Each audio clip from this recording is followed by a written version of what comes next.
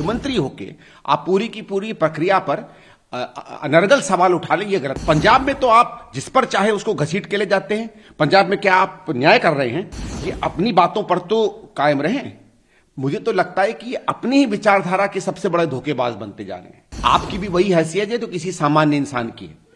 आप मुख्यमंत्री होके कोई फर्स्ट क्लास के सिटीजन नहीं बन गए। जो भी किसी का संदेह हो ईडी के ऊपर, सीबीआई के ऊपर, जो भी हो वो अलग है, लेकिन एक कानूनी प्रक्रिया होती है, वो तो आपको फॉलो करनी पड़ेगी।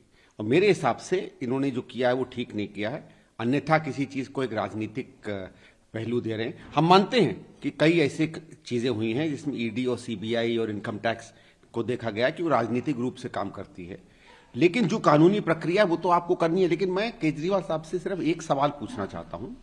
आप लोगों को शायद याद होगा कि जब लोकपाल बिल की चर्चा चल रही थी तो कांग्रेस की पार्टी की तरफ से मैं भी इनसे कई बार चर्चा करता था, और हमने उस समय इनसे यह कहा था कि जो इस तरीके के लोकपाल का आप निर्माण कर रहे हो वो भयंकर हो जाएगा, वो मिसयूज होने लगेगा। अगर लोकपाल गलत बन जाता है या सरकार उसका गलत इस्तेमाल करती है, तो इन्होंने उस समय कहा था कि भाई साहब पारदर्शी दिखना चाहिए नेता को, उसके ऊपर कोई भी आरोप लगे उसको इस्तीफा देना चाहिए, लोकपाल के अधीन चले जाना चाहिए, गिरफ्तारी हो तो गिरफ्तार हो जाना चाहिए, और अगर वो इनोसेंट है तो अपने आप वो बात साबित हो जाएगी।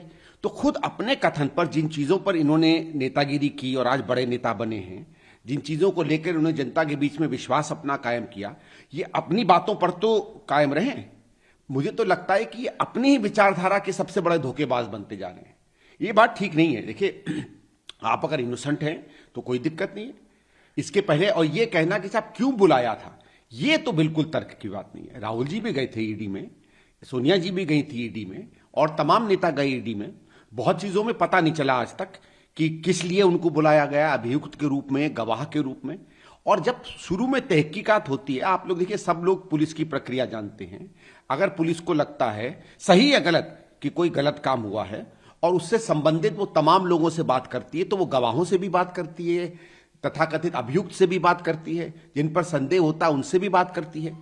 पुलिस को थोड़ी शुरू में पता रहता है कि इसमें इनोसेंट कौन है और गिल्टी कौन है। अगर वो बात ही नहीं करेगी तो पता कैसे चलेगा? एक मुख्यमंत्री होके आप पूरी की पूरी प्रक्रिया पर अनर्गल सवाल उठा लें, ये गलत। हाँ, ये आपका कहना कि ईडी पर हमको भरोसा नहीं है, हम चाहेंगे कि वो न्याय दे जबकि वो न्याय नहीं देती है, ये सब कमेंट में चल जाते हैं। लेकिन ये कह देना कि हमें किस हैसियत से बुलाया है, आपकी भी वही हैसियत है तो किसी सामान्य इंसान की है। आप मुख्यमंत्री होके कोई फर्स्ट क्लास के सिटीजन नहीं बन गए हैं।